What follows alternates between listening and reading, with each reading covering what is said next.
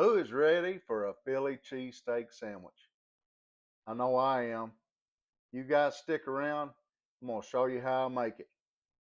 The first thing I'm going to do is take my iron skillet and I'm going to turn it on medium heat. I'm going to get it to warming up. And I'm going to take just a little bit of olive oil, not a whole lot. We're going to get in there, let that start warming up. Now I've taken 2 red bell peppers, 2 green bell peppers, and 2 medium yellow onions. And I've just cut them up into long slivers about like that. And what I want to do is just put them in here because we're going to saute these up in this pan and let those kind of cook down a little bit. So while these vegetables are cooking, I'm going to add a little black pepper. And I like to take just a little bit of kosher salt. So while our vegetables are cooking, what I'm going to do is I'm going to take 1.5 pounds of some sirloin steak. These are maybe about a 1/2 inch thick or so. And what I've done is I've set these up in the freezer. And I've let them kind of firm up a little bit. It makes them easier to cut that way because what we're going to do is we're going to cut these up in thin strips. And I'm going to show you how I do that. Okay, so what I like to do is I like to trim just a little bit of that fat off my steaks. Not too much, I'll leave a little bit on there. And then I'll take it long ways. And I've got just a long knife here. And then I'll cut me some slivers off of it. I want to try to cut these as thin as I can.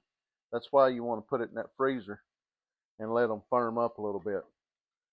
But that's kind of what I'm looking at right there. Just a thin cut. I like the longer pieces. You can shorten them up, just depends on which way you want to cut the steak. But I prefer the longer pieces like that right there. So I'll go ahead and get this cut up, and then we'll get the meat set to the side till we need it. I let my vegetables cook down, and I'm going to go ahead and take them out of the pan, and we're going to transfer them to a bowl. And then we'll just kind of set this off to the side. Using that same pan, we're going to go ahead and add a little more olive oil to that. Now we're going to go and take our meat that we cut up. We're going to drop that in there. I'm going to turn this up about medium. And we're going to start stirring that around. Get a little bit of that oil on it. And you want to go ahead and cook this all the way through. Just make sure it gets done. And of course, we're going to go ahead and add a little bit of kosher salt to that. And let's go ahead and add a little black pepper as well. You can't go wrong with salt and pepper when it comes to seasoning the foods. Give that a quick stir, kind of coat everything. And I'll finish cooking this up and then we'll be right back. Right before this meat gets done, I do like to add just the slightest amount of Worcestershire sauce. Now you can leave this out, you don't have to have it, but I'm just going to put a very few drops in there. It just kind of brings out that flavor.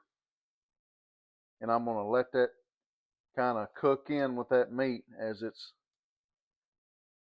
cooking in here.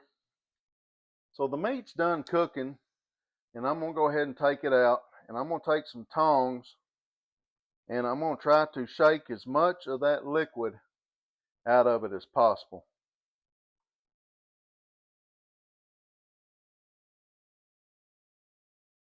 And then what I'm going to do is I'm going to take the pan and I'm going to remove any liquid that's in there. Otherwise, you're going to have a lot of juice running everywhere.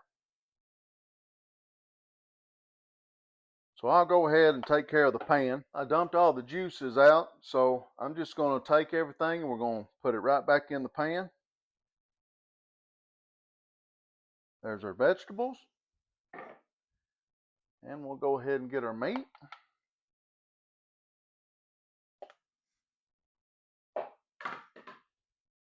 Now we're just going to kind of stir this around. Kind of blend everything together there.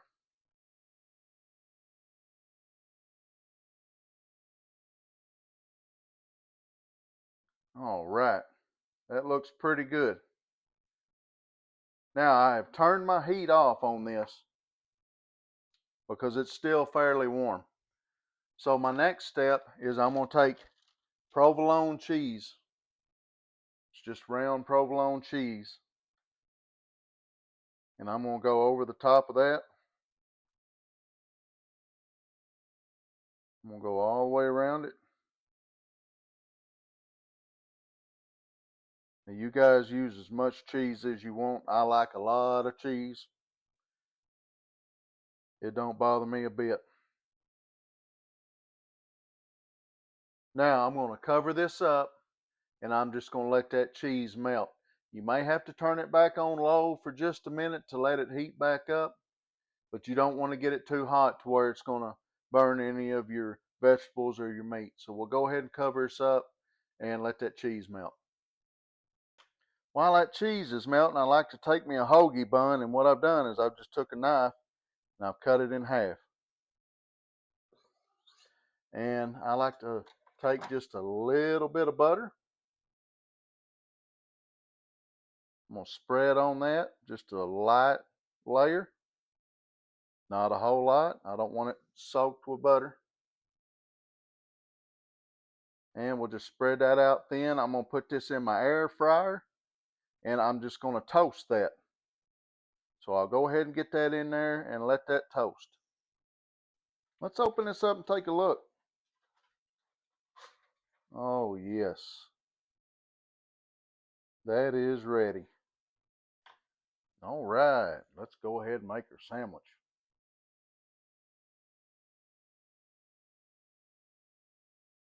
Ooh-wee. I'm talking about that is going to be delicious. Golly, look at that cheese running everywhere. I love this cheese.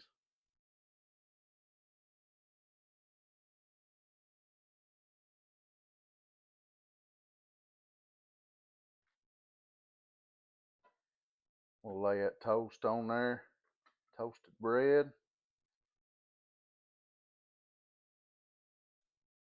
There you have it, my friends.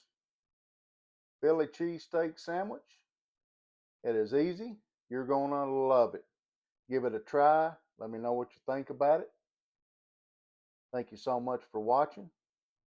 And God bless.